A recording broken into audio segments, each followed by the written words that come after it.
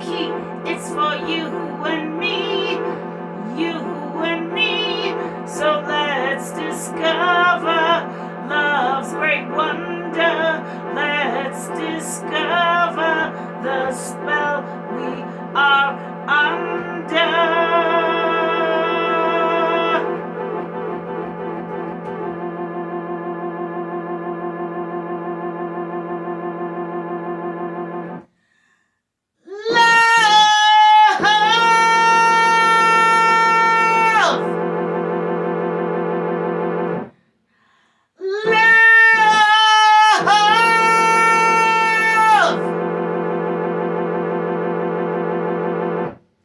With Mililli, love.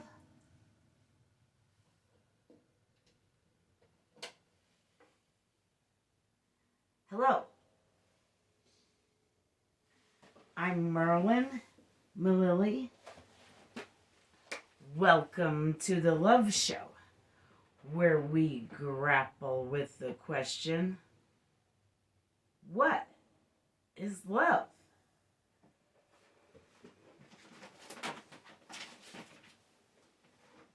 Today we want to know, is love culture?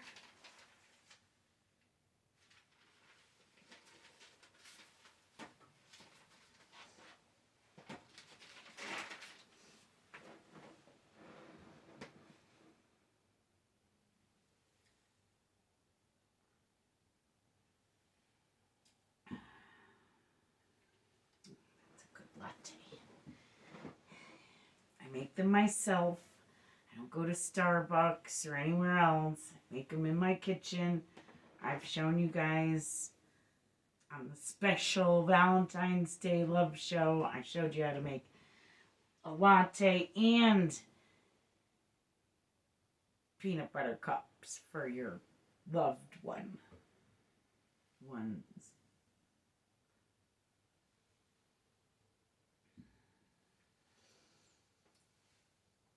I used to run free kitchens at rainbow gatherings mostly. Though I also ran a free kitchen or two at the Woodstock anniversary at Yasgur's farm.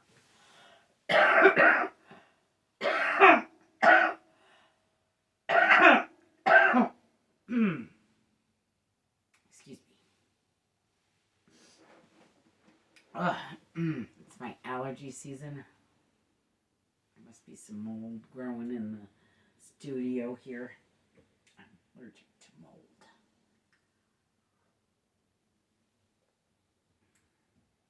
Spores, mostly.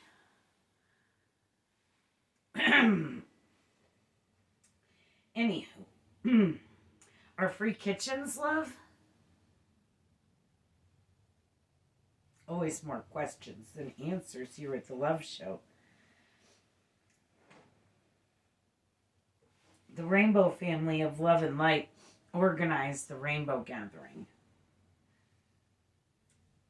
These gatherings happen way out in the woods off the grid. Total camping. Pooping over a hole in the woods camping. Rough free kitchens in that you were feeding thousands of people for free over a fire in the woods with no refrigeration. It is not for the weak. So both Woodstock and Rainbow are hippie things. Excuse me. And both are born out of peace and love. Cultures of love.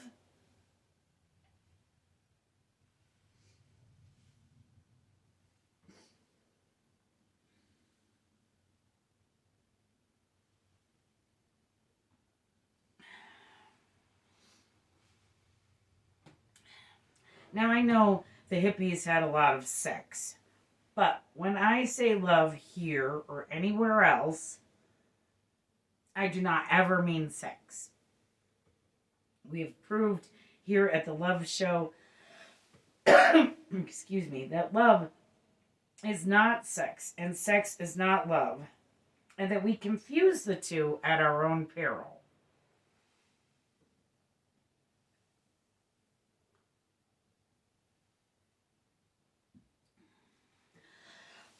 Excuse me. The original Woodstock in 1969 was called the Aquarian Exposition, 3 days of peace and music. During the Vietnam War, 500,000 hippies descended on Yasgur's farm in upstate New York in the Catskill Mountains, Bethel, New York, or as they say in Bethel, Bethel.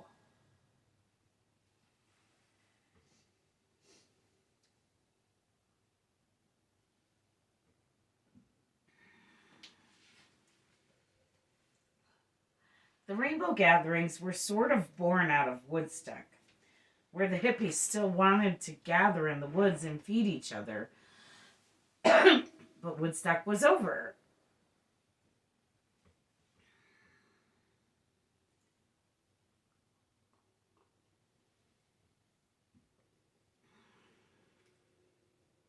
The Woodstock anniversary is in August, and the height of the Rainbow Gathering is 4th of July. 1999 was my summer of love. And my first free kitchen at Rainbow that I ran, sort of thrown in fish out of water, and my first free kitchen at Yasgur's. Thousands of people at both, all from different walks of life. Obviously, not all of the same faith, unless you count love as a faith. Is love a faith? Or a religion? Like I said, always more questions than answers here at the Love Show.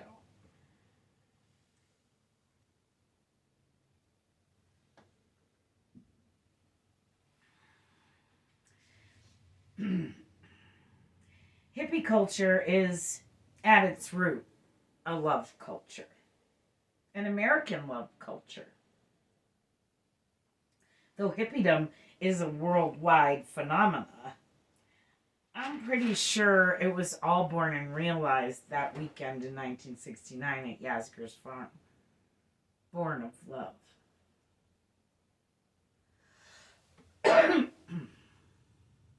Excuse me.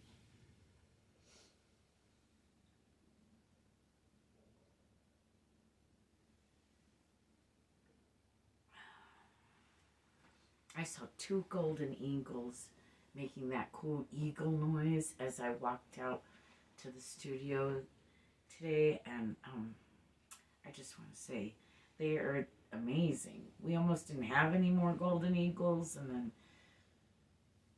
some in this area just started breeding, and now we have golden eagles again, and it's really beautiful, and I love that. I just want to say that noise is, it's something I thought was a myth that they just put in the movies. Like, that's not a real bird noise. And lo and behold, the golden eagles make that cool, high-pitched, like, eagle noise that they always put on TV and movies, and where those places where you're supposed to be out in the middle of nowhere. The studio's kind of out in the middle of nowhere.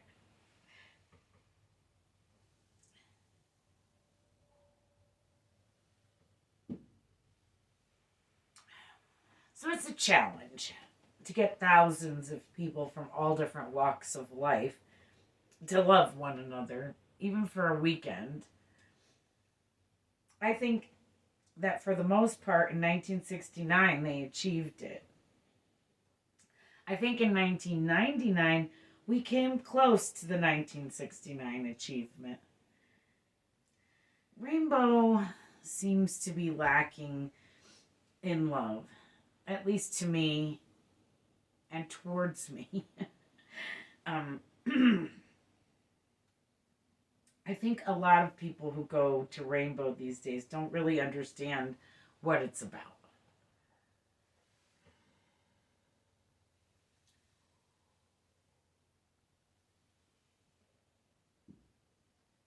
Hey, the reason I make this show is because I don't think that we collectively, humanity, understand what love is all about. I don't think anyone really understands love. Even me, after all these years, I've been making this show for 8 years, trying to figure out what love is exactly. And I still can't really pinpoint it. We found it to be so many different things.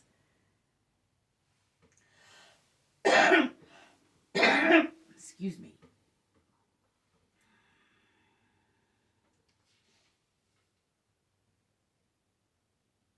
I think a lot of the newbies, I call them muggles at rainbow gatherings, I think they confuse sex and love.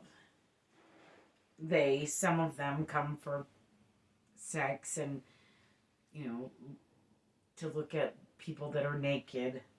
Sometimes rainbow gatherings, they're out in the middle of nowhere and people get naked. It's natural. But some people come to mooch and gawk, and because the kitchens are free. But they think, a lot of them think they're stealing from you and don't understand that it's free. They think they're getting away with something, pulling the wool over your eyes, but they just don't understand sharing. I guess that's the job of us older rainbows. But I really did try to teach young kids. I had a hard time teaching adults. They don't learn well. And they're mean. I taught a lot of young kids. I taught my kids, and then I taught the kids my kids hung out with, and then I taught some like teenage type kids along the way. I just feel like adults should know better. But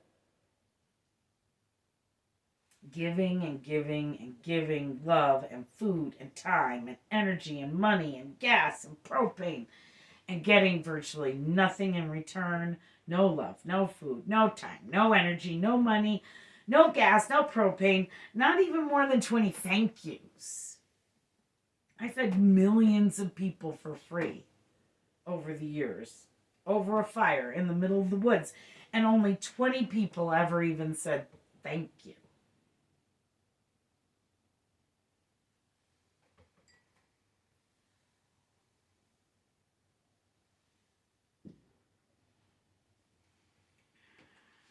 After years of this, I was drained. I had 3 kids to raise. My son wanted to go to school. We homeschooled him for years. We had to stop running free kitchens, sadly, because basically I couldn't maintain all the love that was needed just by myself. It needed to be given back to me, and it never was.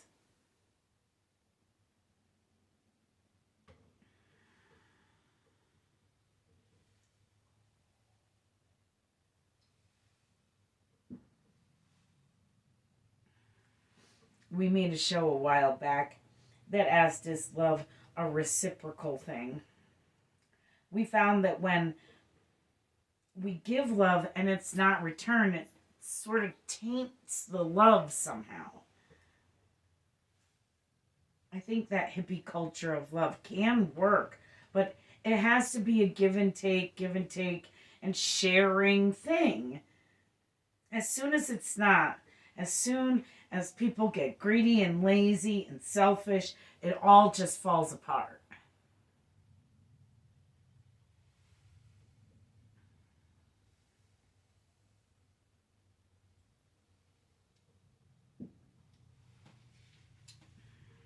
I found an article by Felice Dunas, PhD, originally published in Acupuncture Today in 2010, entitled What is Love? An Exploration of Culture and Truth. Dr. Dunas has a sort of East meets West approach because their article was geared towards acupuncturists. Acupuncture is an ancient Chinese practice. Dr. Dunas suggests that Christianity is more a culture of love than Taoism. But I sort of disagree. Sure, Christianity originally was a culture, a religion based on love. But I fear that Christianity has become like Rainbow, where too many people just do not understand love for it to be their culture. Once, at its root, I can see Christianity being a culture of love. But if it's not reciprocated, which it just isn't at church, at least not at the church I grew up in. I was raised Catholic. Are all churches love? I'd like to say yes, but I'm afraid not. Excuse me.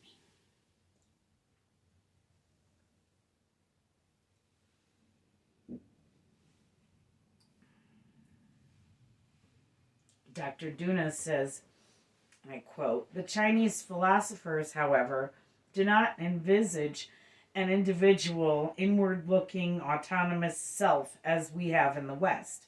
They do not perceive themselves as unique, emotional people needing time or room or cultivation of the self. There is no self as we know it to fall in love with, need love, or get needs fulfilled." End quote.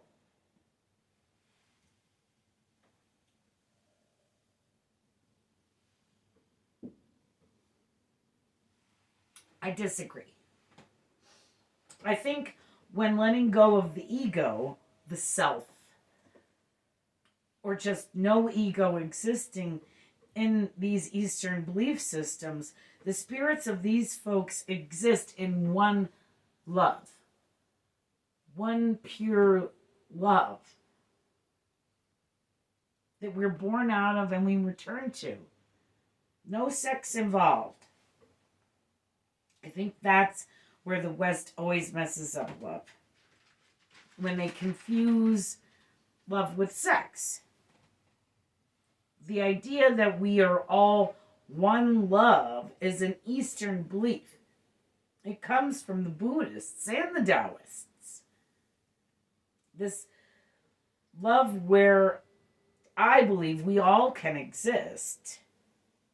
This one love. We can all belong to this one love, to this culture of love. Real love. Nonetheless, Dr. Dunas says, and I quote, "The weakest among us, the wounded, the handicapped, infirmed, and dying, express heroism in their belief and experience of the extraordinary nature of ordinary love. It is not born of an organ. All organs lay the foundation for different experiences and expressions of love. The liver allows us to feel warmth and kindness, the lungs, the bliss of bonding, the heart bursts forth enthusiasm and the gift of laughter. The spleen allows us to know love, and the kidneys are the foundation from which love blossoms into wisdom." Sort of beautiful and poetic for a doctor.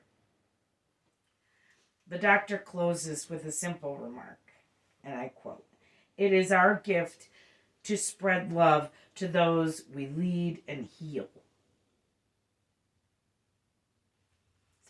Pretty nice affirmation. So healing is a culture of love. We proved that love is healing here on the Love Show. We also proved that love is therapy, all of which are cultures of love.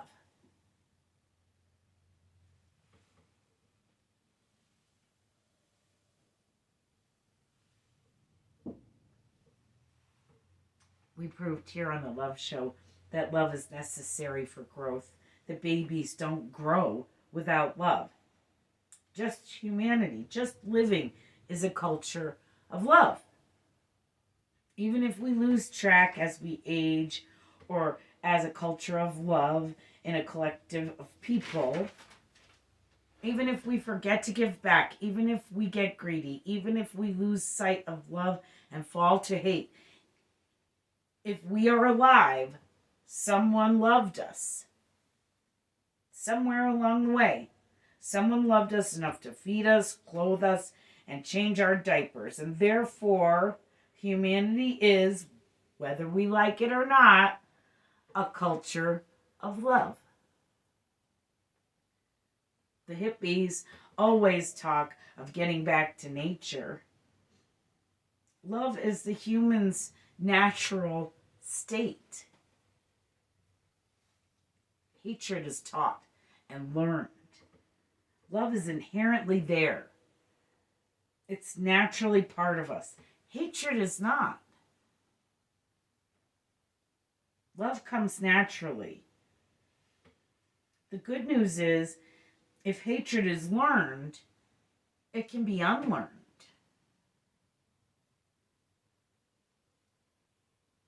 And anyone can return to the love that they are naturally made of.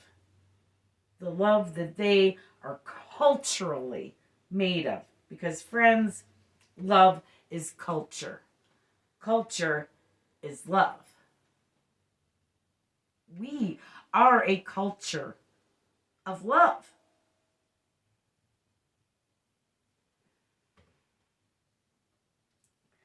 Love! Yes, humans are made of love. Made and survived by love. A culture of love. So give yourself a little culture and get out there and love!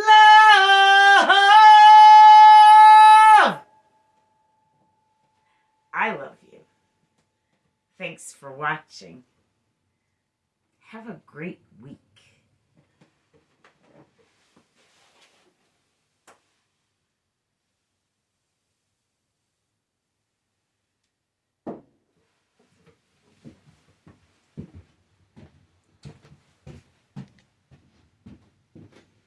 A Mililli Studios production.